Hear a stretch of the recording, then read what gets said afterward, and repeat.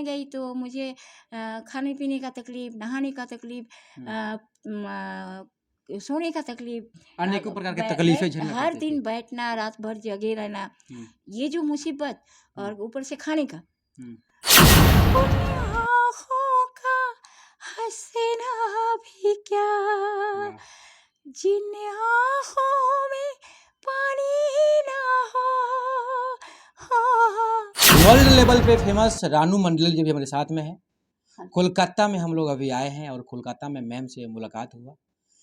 Ma'am से चर्चा करेंगे कि पहली बार जब आपको इतने बड़े लेवल पे आपको देखा गया था तो आपको कितने बड़ा प्राउड फील हुआ था।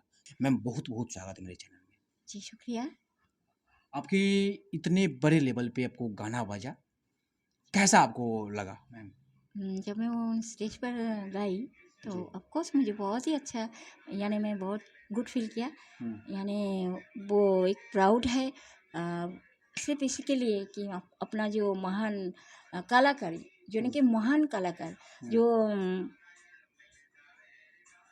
हर इंसान से एकदम डिफरेंट या फिर अलग, जिनका विचार बहुत ही मतलब किस तरह से बोलूँ कि वो बहुत ही खूबी, बहुत खूबी एक जिनका धारणा विचार, उनके लिए यानी हमारे जो महान परमेश्वर या उनके लिए जो रेशमिया जी, उनके लिए उनका शुक्रिया अदा किया। यानी जब सुनी वो गाना तो उन्होंने रोया और डिसाइड किया कि उस गाना सुनने के बाद मेरा कितना उम्र होना चाहिए, तो उन्होंने वही फ़र्क समझकर फिर मुझे तेरी मेरी सिखाया था।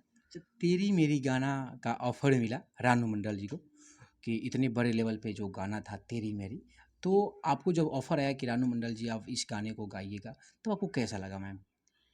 मुझे ऑन द स्टेज यानी जब हम स्टेज पे गई वो तुरंत यानी वही उसी समय से मुझे वो गाना सिखाया। और जब क्योंकि ये जो सोल पिक्चर का जो गाना गया प्यार का नगमा, वो गाना सुनने के बाद उन्होंने यही गाना सिखाया। पहले ये गाना गवाया मुझे, तो मैंने सिंगल ये गाना गाया, तभी उन्होंने रोया और रोने के बाद उन्होंने मुझे ये गाना सिखाया जो तेरी मेरी। अगर मैं वो गाना ना गाती तो मुझे ये गाना सिखाता नहीं था, क्योंकि वो उनको फीलिंग्स हुआ कि मेरा उम्र कितना होना चाहिए उस गाने में से, जिसके वजह से उन्होंने ये गाना मुझे सिखाया। तेरी मेरी गाना आप 2 लाइन गा दीजिए मैम। तेरी मेरी, तेरी मेरी, तेरी मेरी कहानी। क्या गायकी है! इस गायकी का मैं बहुत बड़ा फ़ैन हूँ और फ़ैन के ही नाते और ऑडियंस के ही बदौलत आज मैं कोलकाता में आया हूँ और मैम का इंटरव्यू कर रहा हूँ, क्योंकि जब से मैं यह गाना सुना हूँ हमारे पूरे परिवार के लोग मैम का फ़ैन है और ख़ासकर तो मैं बहुत बड़ा फ़ैन हूँ, क्योंकि तेरी मेरी कहानी यानी कि तेरी और मेरी यानी परिवार की एक जुड़ी हुई कहानी मैम ने जब गाया था तो पूरे वर्ल्ड लेवल पे फेमस हुआ था। अच्छा मैम, आपको कब लगा, कब आपको ऑफ़र मिला, आखिर यह आप कब, पहले आप क्या करते थे? लोग जानना चाहता है आज भी कि रानू मंडल मैम पहले क्या करती थी? मैं पहले क्योंकि पहले तो मैंने अनाथ थी, तो उसी के कारण से जब ये जो मकान यानी ये जो बाड़ी, ये तो मेरा मौसा का माँ ने बनाया था। सोचिए कि दोनों का ही तो यही बात है। और क्या हुआ, जब मैं इसको कुछ कारण की वजह से यहाँ रहना उस समय बहुत कठिन हो जाता था, कुछ समस्या के लिए वहाँ जाना पड़ा। या था मेरे मौसी जो आई थी उन्होंने मुझे निकाल के उसी राह पे छोड़ा। ये सब बात करके उनको दुख नहीं पहुंचाना चाहती हूँ, मगर ये कहना ज़रूरी है कि उनके अलावा था नहीं था कोई, फिर भी हमारे साथ ऐसा हुआ तो क्यों हुआ। जब मैं स्टेशन में गई तो मुझे खाने पीने का तकलीफ, नहाने का तकलीफ,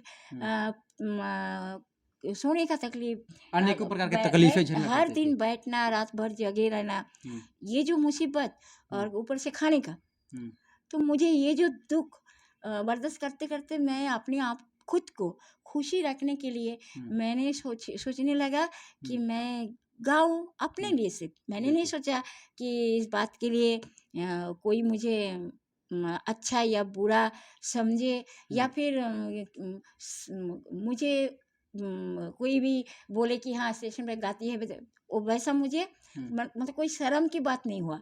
तो मैंने गाने लगी, और उसके बाद ये गाना कोई कोई सुनने लगा। बिल्कुल। कि मैं किसी को नहीं सुना रही थी, मैं खुद के लिए, लेकिन जो सुनने वाला है वो सुना। बिल्कुल। सुन के मेरे साथ कोई बात नहीं किया, लेकिन उन्होंने कुछ अलग से कुछ शायद डिसाइड किया कुछ। बिल्कुल।